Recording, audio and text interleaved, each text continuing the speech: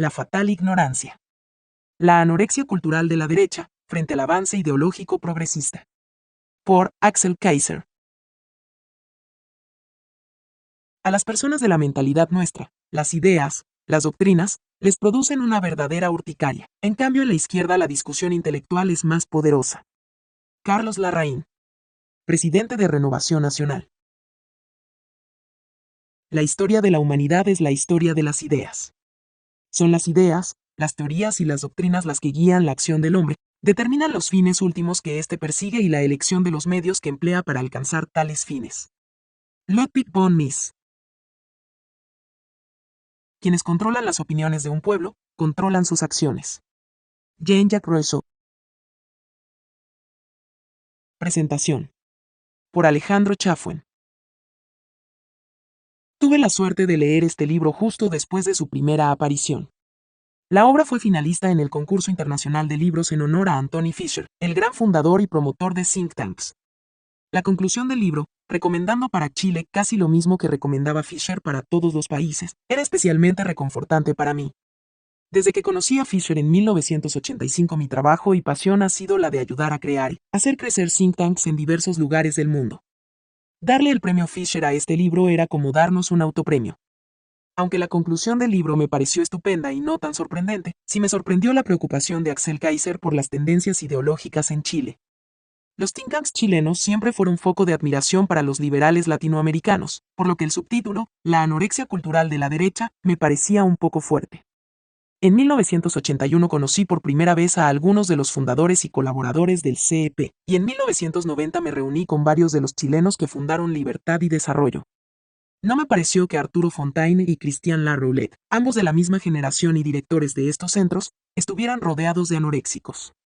El cambio hacia ideas más estatistas me sorprendió un poco menos que a otros. Desde hace muchos años que estudio los resultados de la encuesta de Latinobarómetro. Las mismas reflejaban un consenso mucho más tenue que el que observábamos los economistas. Recuerdo un almuerzo de trabajo en el American Enterprise Institute, convocado por Roger Noriega para Sebastián Piñera, cuando era candidato a la presidencia. Los otros comensales eran Charles Murray, Michael Novak y José Miguel Vivanco, del Human Rights Watch.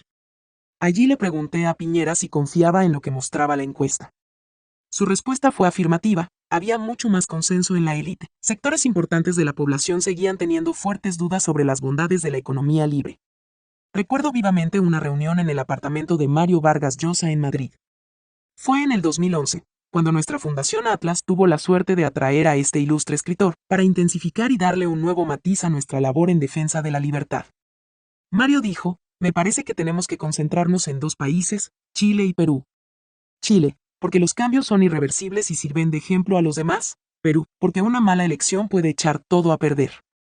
Qué rápido que puede cambiar todo. La admonición de Ronald Reagan de que en solo una generación se pueden perder todas las libertades, siempre me pareció certera. Parecía que una mala elección de fuerzas de centro muy divididas en Perú iba a llevar al país a dar marcha atrás en los avances logrados en la transformación de la economía peruana. Por suerte, y en parte por la influencia intelectual de Vargas Llosa, el cambio de rumbo no se dio. En Chile, por un tiempo, parecía que todo marchaba bien. Sebastián Piñera se asomaba como ganador. Pero al acercarse la mitad de su mandato, los presagios de Kaiser se empezaron a cumplir. La lección principal del libro se asomaba con toda fuerza. El trabajo en el campo de las ideas siempre tiene que nutrirse y nunca debe descuidarse. Axel dedica una parte del libro a la amenaza del discurso igualitario. El gran tema en Chile dejó de ser la libertad y comenzó a ser el de la equidad. En los años que siguieron a la primera edición de este libro, la amenaza se convirtió en avalancha y en un monopolio del discurso igualitario. Durante una reunión de la Sociedad Mont Pelerin en Vancouver, Canadá, el premio Nobel Milton Friedman habló sobre el rol de los empresarios. Le dijo a una audiencia compuesta principalmente por grandes académicos y otros premios Nobel, que si no fuese por empresarios creadores de riqueza y generosos para apoyar esfuerzos intelectuales, las acciones y las publicaciones de los profesores universitarios hubiesen tenido muy poco efecto. Mencionó a Anthony Fisher como el ejemplo a seguir. En La fatal ignorancia, Axel Kaiser brinda abundantes argumentos acerca de la importancia de liderazgos en el área de aportación de fondos y de creación de incentivos para el trabajo intelectual. Uno de los grandes empresarios de Chile y las Américas, Nicolás Ibáñez, escuchó el clamor de Axel. Gracias a él, y luego a Dag von Appen y otros que se sumaron al esfuerzo, la voz de Axel no quedó haciendo eco en el desierto, como la del profeta Isaías citada por el Bautista. Lucas capítulo 3, versículo 4. Las ideas de este libro de Axel fueron incorporadas a la labor de la Fundación para el Progreso, uno de los think tanks jóvenes más dinámicos del mundo, y a otros esfuerzos educacionales. Espero que este libro se convierta en un pequeño clásico, y que sirva en varios países para atraer a otros Fisher e Ibáñez. Solo así podremos pasar de la fatal ignorancia a la viva esperanza que nos da un mundo de progreso y libertad. Prólogo a la tercera edición. En todos los tiempos, los amigos sinceros de la libertad han sido escasos, y sus triunfos, obra de minorías. Lord Acton. Han pasado 5 años desde que se publicara por primera vez este libro, y con cada año que ha transcurrido, el interés por él ha crecido. Aunque lo escribí con el fin de remecer la conciencia de mis compatriotas e incentivarlos a tomar parte en la batalla intelectual, jamás imaginé que este ensayo anticipara, y hasta cierto punto iniciara, todo un movimiento destinado a rescatar del polvo los principios liberales clásicos sobre los que ha descansado el éxito de Chile en los últimos 30 años. Más sorprendente aún es el hecho de que esta obra haya trascendido las fronteras de Chile, convirtiéndose en un referente para diversos círculos liberales de América Latina. En otros países de la región no es raro oír hablar de conceptos como fatal ignorancia o anorexia cultural, para referirse a la incapacidad de defender las ideas de la libertad que han mostrado los sectores tradicionalmente calificados como derecha. Muchas veces, quienes utilizan esas expresiones no conocen siquiera que su origen es precisamente este libro. Como autor, nada puede ser más gratificante que observar que el mensaje que se ha buscado transmitir en este ensayo ha cobrado vida propia. La tesis central de ese mensaje es simple: son fundamentalmente las creencias, las ideas y valores que predominan en una sociedad, lo que determina su evolución política y económica. Son, por lo tanto, aquellos que trabajan en el mundo de las ideas, es decir, los intelectuales, quienes ejercen la mayor influencia sobre nuestras vidas, aun cuando seamos incapaces de reconocerlo, producto de nuestra absorbente cotidianidad. Las ideas que estos intelectuales enseñan y transmiten en universidades, escuelas, libros, etc., pasan a formar parte de la manera en la cual la mayoría de las personas, desde las más cultas a las menos preparadas, ven e interpretan el mundo que las rodea. Sus ideas acerca de lo bueno y lo malo, de lo justo y lo injusto, lo deseable y lo indeseable y otras, se forman mediante el contacto directo con profesores y textos de estudios, a través de la exposición a los medios de comunicación y a otras instancias como las iglesias o la industria cultural. El socialismo es un excelente ejemplo sobre cómo opera este proceso. Este nunca fue obra de las masas ni de mayoría alguna, sino de un pequeño grupo de historiadores, economistas, sociólogos y filósofos que lograron desarrollar una ideología, con un poder narcótico sin precedentes en el mundo moderno. Esos intelectuales, la mayoría de ellos desconocidos para el hombre común, estuvieron en la primera línea del proceso de producción y hegemonía intelectual. En una segunda línea estuvieron millones de cantantes, sacerdotes, actores de cine, periodistas, escritores y artistas de distinto tipo, que fueron haciendo de una ideología aberrante una teoría socialmente aceptable y políticamente rentable. Fue esa segunda línea, y lo continúa haciendo, la que transmitió de manera simple y atractiva el mensaje socialista, logrando masificarlo. Y aunque nunca hubo una mayoría partidaria del marxismo en ningún país del mundo, sí hubo el suficiente apoyo para que éste se convirtiera en una ideología transformadora de la realidad. Los resultados de este proceso, creación de ideas, transformación de la realidad, en el caso del socialismo son conocidos: más de 100 millones de muertos en los 5 continentes, dictaduras atroces y miseria generalizada en aquellos países que tuvieron la desgracia de experimentar en la práctica lo que un par de intelectuales había puesto sobre el papel, al fantasear con el paraíso sobre la tierra en sus cómodas y abrigadas oficinas en el centro de Europa. Si algo prueba la historia del socialismo, incluido el socialismo nacionalista nazi que deriva del marxismo, es que el poder de las ideas y la capacidad de criminalidad a distancia de los intelectuales no tiene límites. Por eso jamás deben descuidarse. De ahí este libro, que buscó llamar la atención a la élite chilena sobre lo que iba a ocurrir en el país si no se defendían las ideas de la libertad y no se contrarrestaba el trabajo que estaban haciendo los intelectuales colectivistas en el país. El mensaje de este libro es, por cierto, válido para todos los países del mundo, lo que sin duda explica su interés más allá de las fronteras chilenas. En el caso de Chile, este mensaje sobre la importancia de las ideas no se tomó lo suficientemente en serio hasta que era demasiado tarde. Como consecuencia, fue imposible revertir el avance de la corriente colectivista, que hoy se ha tomado la esfera política del país.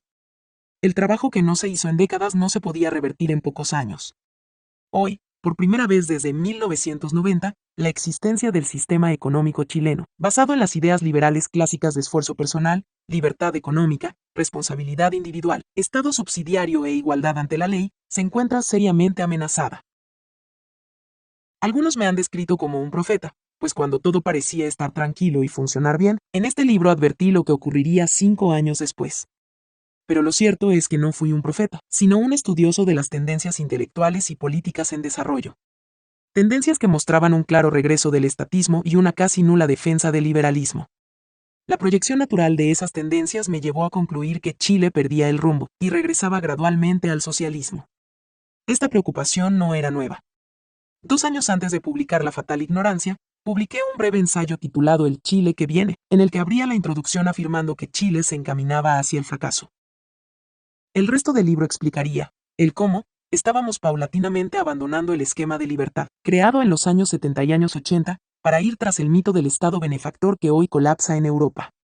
En el momento de escribir estas líneas, para nadie es un misterio en América Latina que el estatismo, es decir, la idea de que los políticos arrebatando más dinero de los ciudadanos y ejerciendo un mayor control sobre sus vidas, van a lograr construir algo parecido al paraíso sobre la tierra, se ha establecido en Chile como una verdad que pocos se atreven a cuestionar. Quienes conocen lo que ha sido Chile en las últimas décadas no pueden creer lo que está pasando en el país. Propuestas para realizar una asamblea constituyente al estilo chavista, alzas sustanciales de impuestos, la estatización total de la educación, terminar con el sistema privado de pensiones e incluso nacionalizar recursos naturales, son algunas de las ideas que seriamente está proponiendo una nueva mayoría política en el país. Es probable que no todas estas ideas se concreten, pero aún así el país avanzaría por la senda de la clásica mediocridad populista latinoamericana, si tan solo parte de ese programa se realizara. Esto en tiempos en que Venezuela consolida una dictadura post-Chávez, Ecuador, Bolivia y Nicaragua se encuentran en las garras del populismo autoritario, Brasil se asfixia en su estatismo corrupto, perdiendo la oportunidad de dar un salto cualitativo sustancial, y Argentina sigue el derrotero de lo peor que haya producido el populismo regional. En ese contexto no está de más recordar que hasta hace poco el mundo entero estudiaba a Chile como un país históricamente atrasado, que, producto de una revolución liberal, fue capaz de dar un salto astronómico en materia de desarrollo, calidad de vida y estabilidad democrática. No sería sorpresa que en unas décadas más Chile se convierta en un caso de estudio de un país que, estando cerca de lograr alcanzar el desarrollo, fracasó en el intento sacrificando su prosperidad económica y estabilidad democrática. De seguir el camino actual, sin duda ese será el destino de la hoy nación más próspera de América Latina. Pero aunque parezca probable, ese resultado no es inevitable, así como no es inevitable un destino de opresión y miseria para el resto de los países de América Latina. No hay una ley natural que determine el fracaso de la región, ni fuerzas foráneas conspirando en su contra, como han querido históricamente hacernos creer intelectuales y políticos socialistas. Los únicos responsables de nuestros fracasos somos los mismos latinoamericanos, que en nuestra comodidad, ignorancia y cobardía no hemos estado dispuestos, salvo excepciones, a defender los principios de la libertad. Aquí no hay que engañarse. Parte esencial de la batalla por sacar adelante a América Latina, o cualquier país del mundo, pasa por hacerse cargo de lo que plantearan Thomas Jefferson, Friedrich Hayek, Milton Friedman, John Stuart Mill y tantos otros genios de la historia occidental hace ya mucho tiempo, que la libertad merece eterna vigilancia, y que son las ideas y la hegemonía cultural, aquello que finalmente inclina el curso de la evolución social, hacia la paz y la prosperidad, o hacia la tiranía y la miseria. En un mundo en que Europa y Estados Unidos enfrentan los estragos de su propia decadencia estatista, y en que la libertad se encuentra desprestigiada más que en cualquier momento después de la Guerra Fría, todos tendremos que multiplicar infinitamente nuestros esfuerzos si queremos asegurar un buen destino. Jamás debemos olvidar que la historia, como explicó Karl Popper hasta el cansancio, no se encuentra determinada por leyes, sino que la hacemos los seres humanos día a día. Heidelberg, noviembre de 2013. Prólogo a la segunda edición. El precio de nuestra libertad. Lo único que se necesita para el triunfo del mal es que los hombres buenos no hagan nada. Edmund Burke. Chile se encamina hacia el fracaso. Con este diagnóstico comenzaba El Chile que viene, libro publicado el año 2007, en el que planteaba que nuestro camino al desarrollo se encontraba en serio peligro, producto de la cada vez más intensa retórica redistributiva igualitaria, y de una ingenua e irresponsable actitud autocomplaciente por parte de la élite económica, social y política del país. La fórmula de libertad que nos había permitido convertirnos en el faro de América Latina, sugería entonces, estaba siendo progresivamente destruida ante la pasividad de sus supuestos guardianes. Si bien la obra fue tema de discusión en universidades e instancias sociales, logrando una importante circulación en círculos de influencia, esta no dio pie a ningún tipo de acción para frenar nuestro camino hacia el fracaso. La fatal ignorancia, la anorexia cultural de la derecha frente al avance ideológico progresista, surgió como un segundo esfuerzo intelectual destinado a lograr ese objetivo. Escrito en 2008, el libro planteaba que el consenso en torno al sistema económico liberal en Chile se estaba resquebrajando con singular velocidad y que la responsable central de ello era la derecha económica, política y social, cuya anorexia cultural estaba pavimentando el camino para el establecimiento de una hegemonía ideológica estatista de desastrosas consecuencias. Era cuestión de tiempo, advertí, para que el modelo económico se pusiera abierta y públicamente en cuestión, amenazando nuestra libertad, bienestar y paz social. Los eventos de los últimos 2 años han confirmado de manera alarmante las tesis y predicciones de ambos libros, especialmente de la fatal ignorancia. Por primera vez en 2011, existió un rechazo concreto al sistema económico de libre empresa, encarnado en una retórica rabiosamente antimercado, que logró capturar y deformar el anhelo popular por un mayor progreso. Hablar de que la batalla de las ideas está perdida pasó a ser algo común entre insignes miembros de la derecha política y de la clase empresarial que entienden lo que está realmente en juego. Lamentablemente ha tenido que llegar un punto de quiebre en el contrato económico-social forjado en los años 90, para que más personas tomen conciencia sobre la gravedad de este fenómeno. El por qué se ha perdido por ahora, la batalla de las ideas, es claro. En la última década y media, producto de la fatal ignorancia de la derecha, el proyecto estatista redistributivo no encontró resistencia más que aisladamente. Salvo excepciones, la centroderecha económica y política se dedicó a cosechar los beneficios del sistema económico liberal, sin comprometerse con su defensa. Este cortoplacismo impidió que se advirtiera a tiempo la amenaza que se incubaba en el seno del sistema. Incluso hoy la naturaleza de esta amenaza parece incomprendida por una clase empresarial y política, que ha mostrado poco carácter y escasa claridad respecto a sus ideas. Pues la radicalización de la propuesta estatista era previsible, tanto por la lógica de sus premisas como por su necesidad de permanecer políticamente rentable.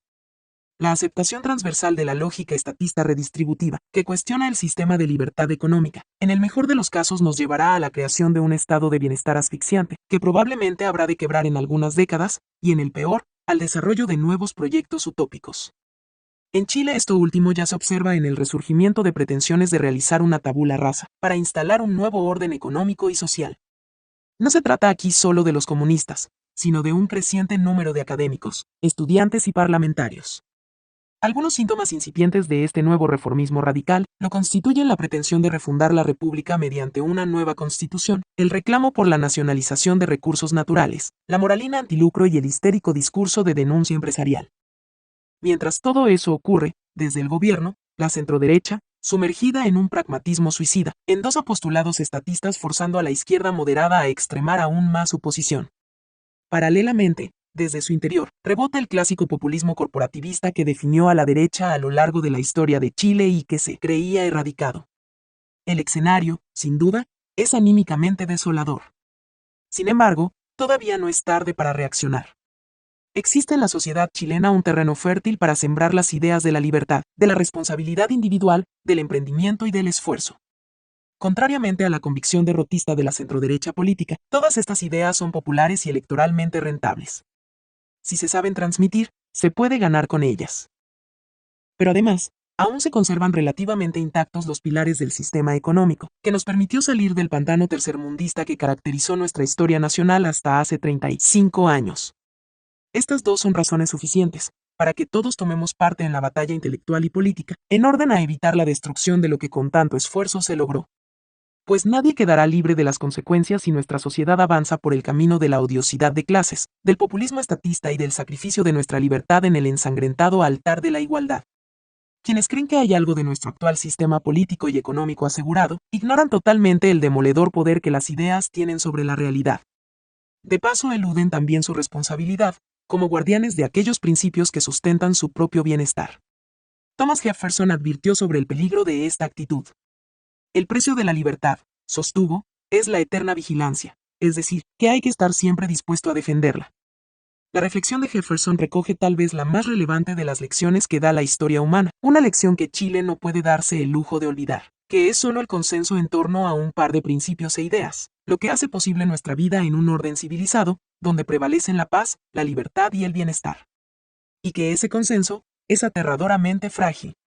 Heidelberg, enero de 2012. Prefacio. Es una realidad bastante evidente que Chile ha experimentado un proceso de reizquierdización desde la década del 90 en adelante. Proceso que parte de lo intelectual, atravesando lo político, lo económico y lo social. Basta una simple observación al cambio de eje que ha experimentado la discusión pública, de uno productivo a uno esencialmente redistributivo estatista, para darse cuenta de ello. Lamentablemente, en un país que ha hecho de las encuestas su fetiche nacional, los argumentos que no se apoyen en ellas tienden a no convencer a muchos cuya capacidad de observación se encuentra atrofiada. Por eso no me ha quedado más remedio que incluir algunos datos que reflejan el hecho indesmentible de que las ideas de izquierda, es decir, aquellas contrarias al sistema económico liberal y partidarias de un Estado interventor y redistributivo, son predominantes entre la población chilena. Los datos que expongo a continuación son meramente ilustrativos y pretenden dar cuenta simplemente del hecho de que, más allá de las diversas interpretaciones que se puedan hacer, existe hoy un terreno fértil para la siembra del discurso estatista a nivel popular. Discurso que ha recobrado vigor ante la pasividad amédica de la derecha chilena, enarbolándose nuevamente, como veremos con profundidad en la segunda parte de este libro, por amplios sectores de la clase política nacional con un objetivo bastante definido: liquidar el sistema económico liberal de los Chicago Boys. Este es el nefasto camino que plantea la intelectualidad y la clase política progresista actual, el que solo puede recorrerse pagando con nuestra libertad y prosperidad. Socialistas moderados, socialistas descolgados y demócrata cristianos, todos apuntan en esa dirección. Y lógicamente, la masa, cuya opinión se define a partir de lo que transmiten sus líderes políticos e intelectuales, se suma a este anhelo estatista igualitario. Veamos los siguientes datos. En 1990, recién comenzados los gobiernos de la concertación, solo el 18% de los chilenos decía que el ingreso debía ser más igualitario, y un 22% pensaba que este tenía que ser entendido como un incentivo para superarse. Casi 2 décadas de gobiernos y prédica socialista después, el 34% dice que el ingreso debe ser más igualitario, casi el doble que en 1990, y un magro 8%, menos de la mitad, cree que el ingreso debe ser un incentivo para hacer las cosas mejor en el trabajo. Según encuestas realizadas a principios del gobierno socialista de Ricardo Lagos, las peores desigualdades para los chilenos son las de ingresos, con un 34%, y luego las de educación, con un 30% que, como sabemos, son derivadas de la primera. A ello se suma un 76% de chilenos, que cree que el desarrollo económico ha beneficiado solo a una minoría, y a un magro 13% que ve en él la herramienta para eliminar la pobreza.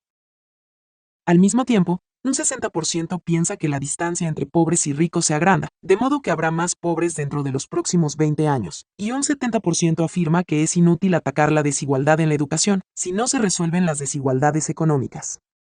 Los responsables de las desigualdades son, en primer lugar, el Estado, con un 76%, luego los empresarios, con un 69% y finalmente el individuo, con un 53%.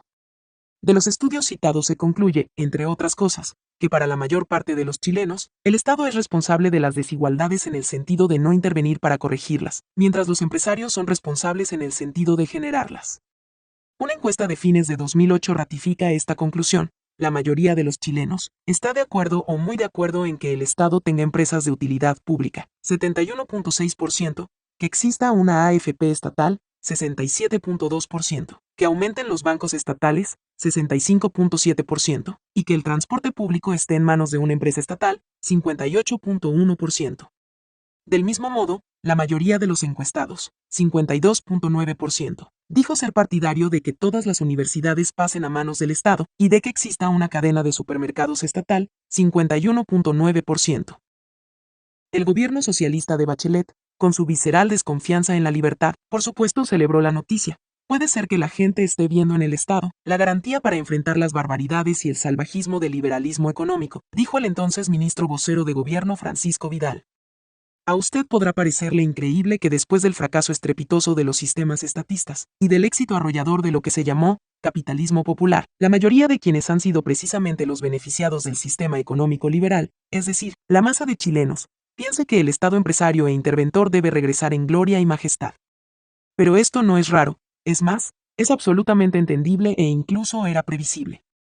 Lo que pasa es que desde que retornó la democracia al país, la derecha chilena, política, económica y social, nunca realizó un trabajo de penetración cultural e ideológica para consolidar las ideas liberales sobre las que se basa nuestro sistema de mercado.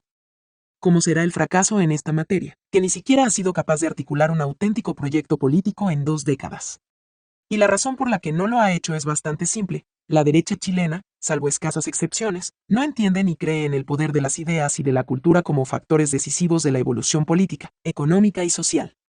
Suele reducir sus categorías de análisis a lógicas productivas, técnicas e incentivos, olvidando que el ser humano se mueve fundamentalmente por las creencias, prejuicios, estereotipos, valores e ideas que le transmite el colegio, la iglesia, la familia, la universidad, la televisión, los libros, el teatro, la música, etc. Todo ese espacio en que la persona forja su identidad, y las creencias que definirán sus acciones, es lo que se suele llamar cultura. Este es el campo de batalla por excelencia de cualquier proyecto político y social. Es a través de las creencias e ideas difundidas en ese espacio donde se ganan los apoyos de las mayorías. La derecha, que no entiende lo anterior, ha dejado que la izquierda acapare la cultura casi sin contrapesos, permitiéndole instalar su mensaje. Esa es la fatal ignorancia de la derecha chilena. No entender que la cultura y el mundo intelectual son decisivos en la batalla por las ideas, y que del resultado de esa batalla depende finalmente el de la lucha política, y en consecuencia el destino del país. En esto no hay que equivocarse. Sin ideas de derecha no hay ni política ni economía de derecha. Así de sencillo. Si se abandona la cultura al predominio de las ideas socialistas, nadie puede quejarse después de que el país es cada vez menos libre, que la economía se estanca, que los sindicatos paralizan empresas, que los impuestos son muy altos y suma y sigue. Y aunque parezca difícil de creer, el avance de las ideas socialistas en Chile se debe en parte importante a que no se ha dado como corresponde la batalla por la cultura. No se ha ofrecido una alternativa real y menos un proyecto político con contenido. Y es que al sector encargado de este trabajo no le interesa este tema, peor aún. Suele despreciar todo lo que huela a cultura y ese tipo de cosas inútiles. Si el pecado original de la izquierda en el mundo, como dijo Hayek, es la arrogancia, el de la derecha chilena, que tiene una capacidad tremenda para muchas cosas pero fracasa rotundamente en esta materia, sin duda es la ignorancia. Aunque de buena fe, esta ignorancia resulta nociva para el bienestar del país, pues sin un inteligente e intenso trabajo de penetración cultural, no puede mantenerse a flote el sistema económico liberal que ha permitido enriquecerse a todos, desde el más rico al más pobre. Sin la lucha por la imagen, es decir, por el prestigio del sistema, el avance progresista es incontrarrestable, y con él, nuestro empobrecimiento y pérdida de libertad. Para contener esta amenaza, la derecha chilena y en general quienes aspiran a una sociedad más libre y próspera, deben entender que el factor de mayor gravitación en la evolución social y económica de un país son las ideas y los intelectuales. Basta con detenerse un instante en el siglo XX para observar algo tan simple. En él, las doctrinas hermanas nacionalsocialista y marxista amenazaron, cada una a su turno, con destruir por completo la civilización occidental. Y fueron también las ideas las que evitaron esa destrucción, y no, como se suele creer, una suerte de justicia poética, el bien siempre termina prevaleciendo sobre el mal, ni la predestinación histórica. No, lo que evitó el triunfo final de las tiranías socialistas fue el arduo trabajo de millones de seres humanos que dieron la batalla porque creían en la libertad. Hoy en día muchos parecen haber olvidado que, como la del comunismo, la historia del nazismo es fundamentalmente la historia de las ideas. Ni los regímenes comunistas ni Hitler habrían sido posibles si no se hubiera verificado antes un largo y progresivo retroceso de las ideas liberales irradiadas desde Inglaterra hacia el este, y en particular del elemento individualista sembrado por el cristianismo y consolidado en el Renacimiento. Es ese elemento, que hoy vemos cargado de un insano y falso estigma de inmoralidad, el que se encuentra en el eje de la lucha ideológica más feroz que haya presenciado la historia humana, y será siempre su subsistencia o aniquilamiento, el factor que inclinará la balanza hacia la libertad y el progreso, o hacia la tiranía y la decadencia. El rol que jugaron las ideas, es decir, la filosofía y los intelectuales en el ascenso del nazismo en Alemania, y el esparcimiento del socialismo en el mundo no puede ser subestimado. Hayek acierta absolutamente cuando dice que el nacionalsocialismo no fue una simple revuelta contra la razón, ni un movimiento irracional sin trasfondo intelectual alguno. Si fuera así, sostiene, el movimiento sería mucho menos peligroso de lo que es. Pero nada más alejado de la verdad ni más engañoso. Las doctrinas del nacionalsocialismo son la cima de una larga evolución ideológica, de un proceso en el que han participado pensadores que ejercieron una gran influencia mucho más allá de las fronteras de Alemania. Se piense lo que se quiera sobre sus premisas de partida, lo cierto es que los hombres que engendraron las nuevas doctrinas, escritores vigorosos, han dejado la impronta de sus ideas sobre el pensamiento europeo entero. Desarrollaron su sistema con rigurosa consecuencia, y una vez que se aceptan las premisas iniciales no es posible escapar a su lógica. Es, Simplemente, el colectivismo, libre de todas las huellas de una tradición individualista que pudiera embarazar su realización. En Chile, desgraciadamente, esta realidad es ignorada y despreciada por quienes debieran asumir un rol protagónico en la defensa y difusión de las ideas de libertad necesarias para lograr un auténtico progreso económico y social. Es bastante obvio, para qué engañarnos, que las élites económicas, sociales y políticas de derecha desprecian peligrosamente todo quehacer intelectual, a excepción de aquellos rentables en dinero como la economía y ciertas áreas del derecho. La verdad es que, con pocas excepciones, el tema intelectual y cultural simplemente no interesa en los círculos de derecha, lo que explica el hecho de que una parte fundamental de la clase dirigente, precisamente la encargada de promover las ideas liberales, presente serias limitaciones en la comprensión de los fenómenos sociales que la rodean. Ese desprecio por lo intelectual ha generado un efecto perverso. A pesar del inmenso poder económico del sector calificado como derecha, la hegemonía cultural en Chile la ejerce fundamentalmente la izquierda. En otras palabras, la izquierda influye mucho más sobre las mentes y emociones de las personas que la derecha, y por tanto también sobre su forma de votar. La hegemonía cultural de la izquierda ha permitido que sus ideas hayan ganado valioso terreno en los ámbitos más diversos a expensas de espacios de libertad y de ciertos valores fundamentales para la conservación de una sociedad sana y pujante. El eslogan de la igualdad es el mejor ejemplo. Este se ha establecido de manera crítica y transversal en la discusión pública chilena, causando un daño tremendo a la imagen de las élites, que sin entender lo que hay detrás, incluso lo reafirman, y cambiando el eje de las políticas públicas hacia un tipo de modelo corrector de desigualdades que ha fracasado hasta la saciedad. La derecha no advierte el sutil avance de la odiosidad de clases, que se ha nutrido de la desigualdad económica y social existente en el país y la región para recobrar vigor. Preocupados solo de la macroeconomía, marco en el cual se define su éxito económico, han descuidado cuestiones domésticas como los ideologizados programas de educación en colegios públicos, la restauración de símbolos socialistas de los más diversos tipos, legislaciones de claro cuño, antiburgués, y en general, las diversas vías que se han abierto para lograr la reconstrucción y difusión del ideario socialista en su versión moderna. Así las cosas, uno de los propósitos de este libro es remecer, si acaso eso fuere posible, a las élites de derecha, sean liberales o conservadoras, para sacarlas de la peligrosa pasividad intelectual en la que se encuentran. Para ello explicaré con mayor profundidad el enorme rol que juegan las ideas como modeladoras de la realidad, la función trascendental que cumplen los intelectuales en ese mismo sentido, y advertiré de paso sobre los riesgos que conlleva descuidar esta dimensión. Intentaré, por lo tanto, aunque parezca ilusorio, invitar a tomar conciencia sobre este asunto tan ajeno a las preocupaciones de la vida diaria, pero de tanto impacto sobre nuestro destino.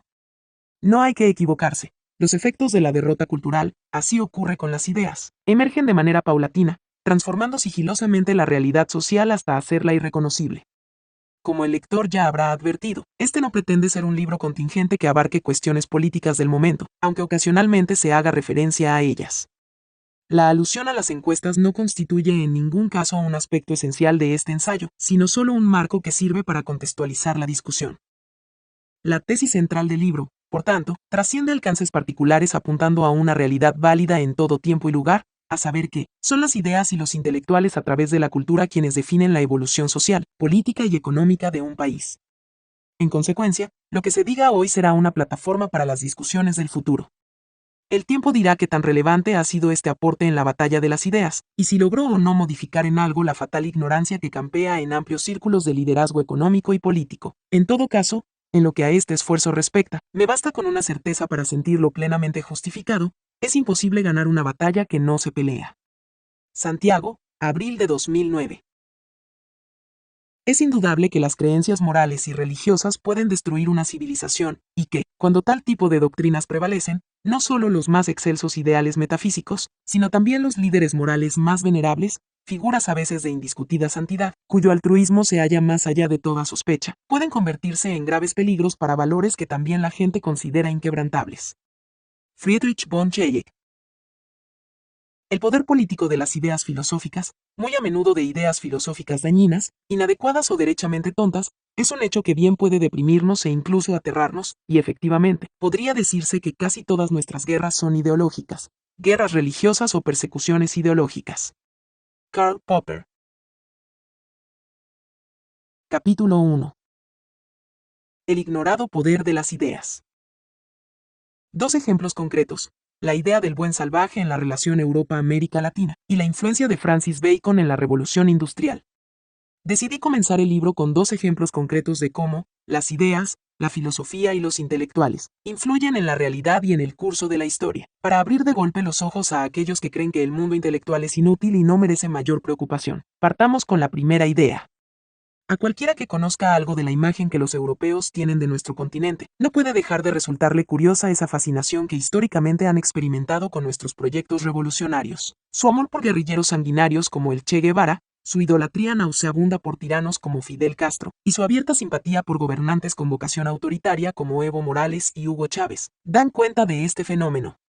No es un misterio que en Europa, todo proyecto revolucionario y dictatorial latinoamericano que no sea calificado de fascista, genera una especie de hipnotismo acrítico, concitando simpatías de forma bastante transversal.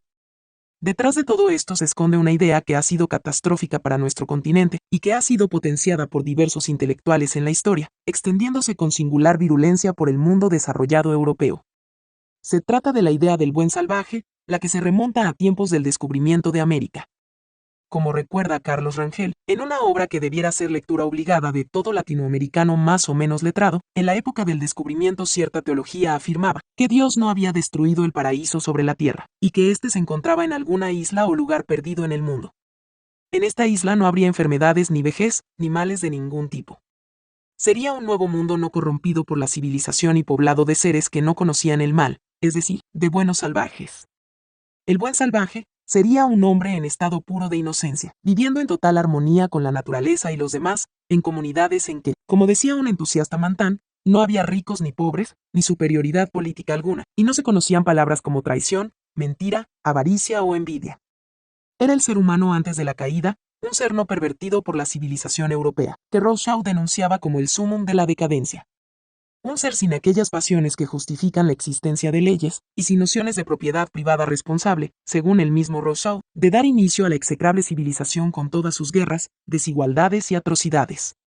Esta idea del buen salvaje es, según Rangel, la responsable del complejo de culpa que hasta hoy tienen los europeos, respecto del rol que jugaron en los países del tercer mundo y particularmente en América Latina. Ellos habrían venido a contaminar, con su despreciable civilización a los buenos salvajes, a pervertirlos y a destruir su inocencia, importando las despreciables leyes e instituciones corruptas y antinaturales como la propiedad privada, antes inexistente en América y ahora fuente de todas las desigualdades y males sociales. La propiedad privada impediría el derecho natural al goce igualitario de todos los bienes y frutos de la tierra. ¿Cuál era la situación antes de la caída y antes de la conquista europea de América? Como era de esperar, toda esta mitología alimentó a caudillos latinoamericanos, en todas las épocas, que abogaban por una igual repartición de la riqueza, como forma de resolver los problemas entre los hombres.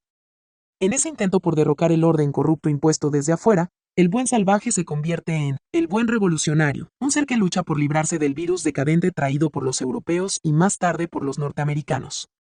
El buen revolucionario sería el descendiente indígena de los habitantes primitivos que poblaban estas felices tierras, antes de que los europeos comenzaran su saqueo y sembraran la corrupción, y que cual Robin Hood lucha por restablecer el orden natural y puro. Aunque usted no lo crea, todas estas patrañas, cultivadas por pensadores de la talla de Rousseau, forman parte de la visión europea sobre América Latina hasta el día de hoy. Y las consecuencias de estas falsas ideas, promovidas por hordas de intelectuales europeos y latinoamericanos, no son menores. Desde escándalos a raíz de la película de Mel Gibson Apocalipto, que enfrentó de manera directa y gráfica a los europeos con la obscena crueldad de los aztecas, pasando por la abierta adoración de dictadores y la simpatía por caudillos populistas, hasta un directo aporte de capitales europeos a los brazos más extremos de los movimientos indigenistas latinoamericanos. Sin ir más lejos, en el caso de Chile, los grupos extremistas que conforman la coordinadora Arauco Mayeco reciben apoyo directo desde España, Francia, Holanda y otros países que ven a los indígenas como explotados y discriminados por el sistema neoliberal, contra el cual luchan heroicamente para evitar su extinción como cultura. En Europa se muestran documentales de ciudad en ciudad sobre el tema mapuche, pidiendo colaboraciones en dinero para la causa que toca la fibra de los acomplejados europeos. En las pantallas y disertaciones se ven indígenas agredidos por la policía, detenidos y sufrientes, víctimas de grandes consorcios forestales que pretenden arrebatarles todas sus tierras. El tema mapuche en Europa goza de una popularidad de la que un chileno poco informado se sorprendería. Es un tema de moda entre intelectuales y círculos académicos. El llamado del escritor portugués y premio Nobel de Literatura, José Saramago, a principios del gobierno de Bachelet, el año 2006, invitándola a mirar a los mapuches. Dice bastante sobre el posicionamiento de este asunto en la agenda intelectual europea. Y esto no es nuevo. Ya en 2002 la ex primera dama francesa Danielle Mitterrand se había dado el lujo de criticar al entonces presidente Ricardo Lagos por la detención de mapuches que habían bloqueado carreteras para detener la construcción de la central hidroeléctrica del Alto Biobío. Así se exacerba desde Europa el violentismo mapuche, el que, por supuesto, como dice en un artículo de la edición chilena de Le Monde Diplomatique, el antropólogo Rosamel Millamán, no es más que una lucha legítima contra el sistema neoliberal impuesto en la dictadura militar, con el fin de recuperar sus derechos ancestrales. Estas son solo algunas muestras del legado de la idea del buen salvaje, que los europeos han cultivado por siglos y que los ha llevado a aplaudir y apoyar dictaduras, movimientos terroristas y revoluciones, en el pasado y también hoy. Cosas como las descritas más arriba son enseñadas en las universidades y colegios, donde los alumnos, puestos en manos de la intelectualidad progresista que predomina en Europa, aprenden a sentir culpa y a justificar los intentos por recuperar ese paraíso perdido, en que vivían los antiguos primitivos latinoamericanos. Algunos incluso vienen a nuestro continente a integrarse a estos grupos de redentores. El daño de estas ideas buensalvajistas ha sido efectivo y concreto para nuestro continente, y continúa causándose año a año estimulado, como dice Gianfranco Isrebel en el prólogo del libro comentado, por el uso que los europeos históricamente han hecho de América Latina como apoyo de fábulas. De esta forma, aun cuando sin duda seamos los latinoamericanos los primeros responsables de la propagación de mitos nefastos, Europa hace su parte ofreciéndonos un estímulo prodigioso, en el hecho que los espejismos de nuestra imaginación y las excusas que nos forjamos son devueltas del extranjero, estampados con un certificado de autenticidad de conciencia universal. La idea del buen salvaje, que además se avino muy bien con teorías imperialistas, como las que ha esparcido el uruguayo Eduardo Galeano, y según las cuales, nuestra pobreza se debe a la explotación por parte de países desarrollados, y la riqueza de ellos se explica por lo que nos han succionado, ejerce hasta el día de hoy una influencia real. Ella permite explicarnos en parte fenómenos completamente actuales, como el del lobby mapuche en Europa, y nos da luces para entender esa irracional fascinación con la que los europeos miran a Latinoamérica. Aunque sea difícil creerlo, la idea del buen salvaje, en ese contexto, se encuentra quizás tan vigente como hace 5 siglos. Siguiendo su desprecio ancestral por el conocimiento auténtico de nuestro continente, muchos europeos se encuentran convencidos de que los terroristas mapuches en el sur de Chile son pobres víctimas de la represión y discriminación de grandes y poderosas corporaciones forestales, y del Estado chileno, aún capturado por el modelo neoliberal de Pinochet.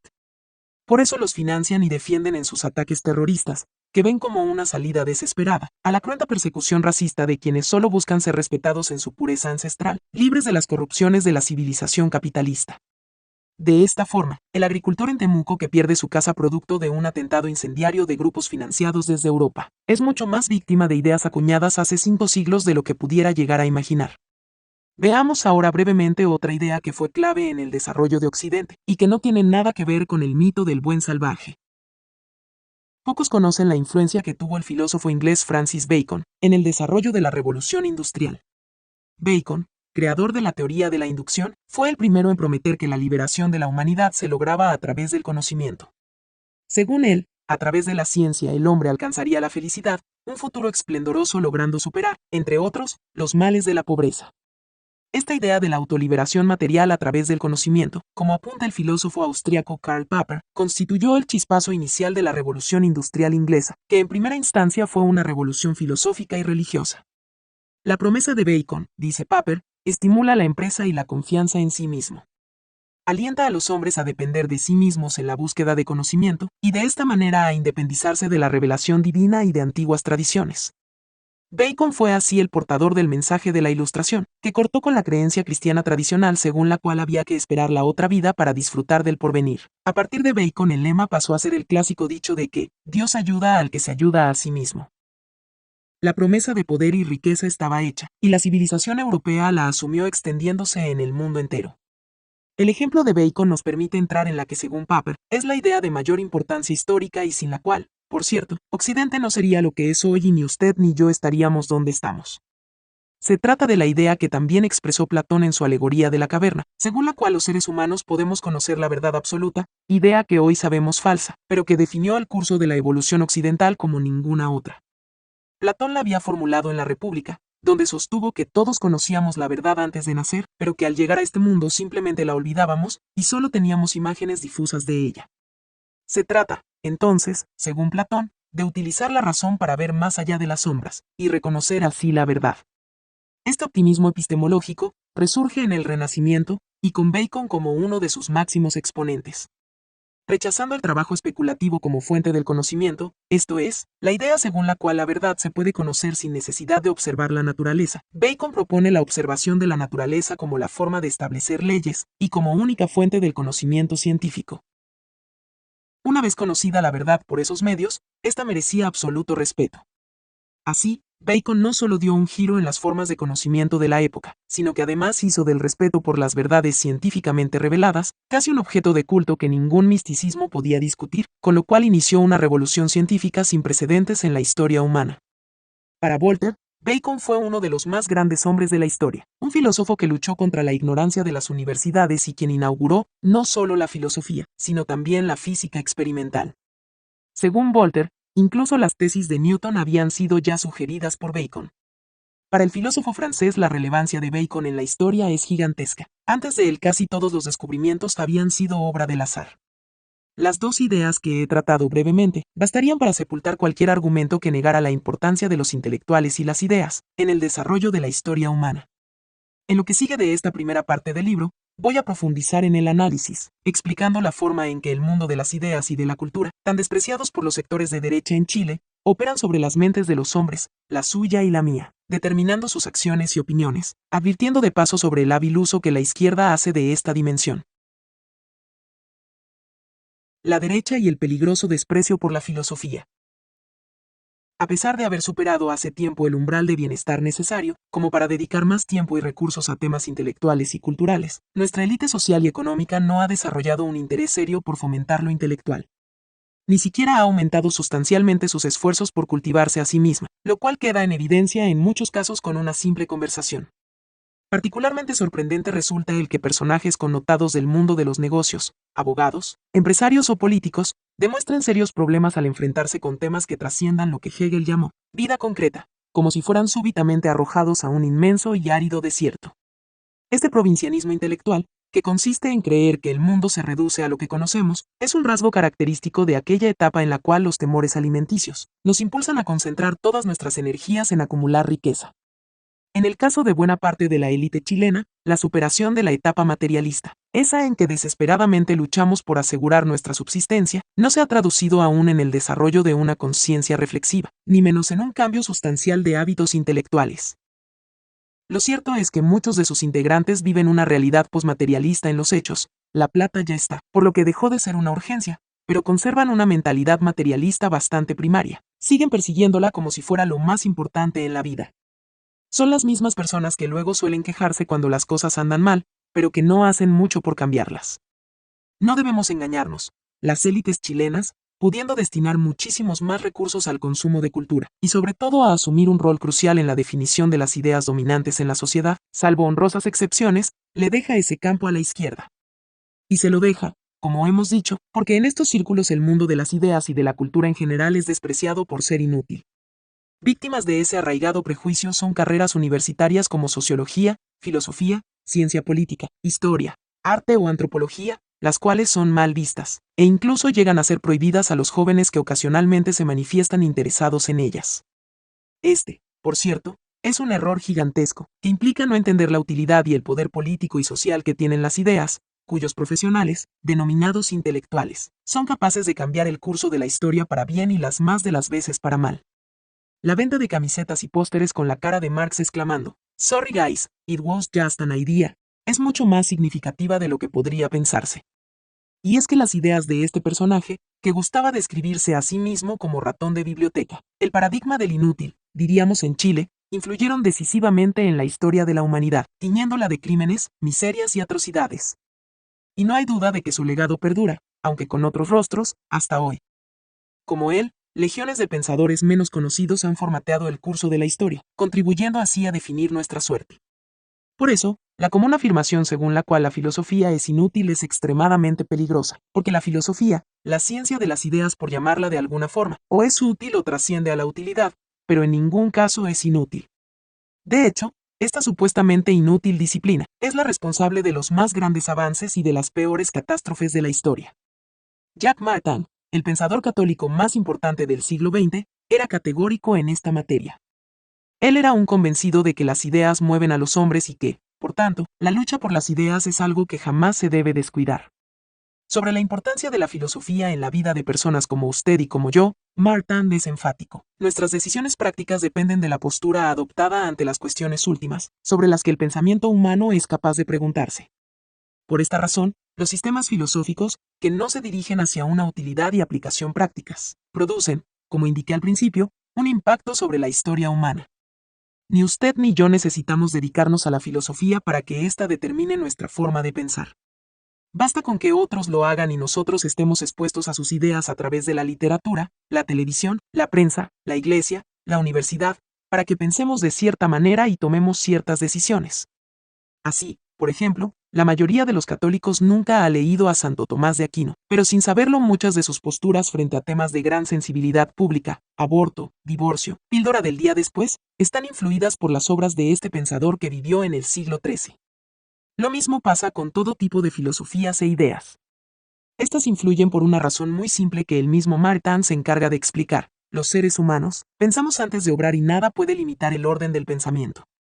El problema es que nuestro pensamiento no tiene limitaciones. La fantasía y la imaginación dan para cualquier cosa. Aquí se encuentra la esencia del poder destructivo o constructivo, que encierran las ideas y los sistemas de ideas. Al ser las posibilidades del pensamiento humano inagotables, es inevitable que surjan ideas desquiciadas que se intenten llevar a la práctica, lo cual constituye una amenaza permanente y concreta para el bienestar de las sociedades y del ser humano. Ideologías como el nacionalsocialismo y el marxismo son clarísimos ejemplos de ello. En ambos casos, la ruptura radical con las ideas que habían permitido el progreso hacia sociedades más libres y modernas fue conducido primordialmente por pensadores cuyas nuevas teorías penetraron primero universidades y luego estructuras políticas y sociales. Ambas ideologías concibieron la posibilidad de crear mundos perfectos a través del poder. Fueron doctrinas, cuerpos de pensamiento, que no vieron limitación alguna en el poder de sus ideas y al hacerlo ciertamente demostraron dicho poder, pero en su dimensión más macabra.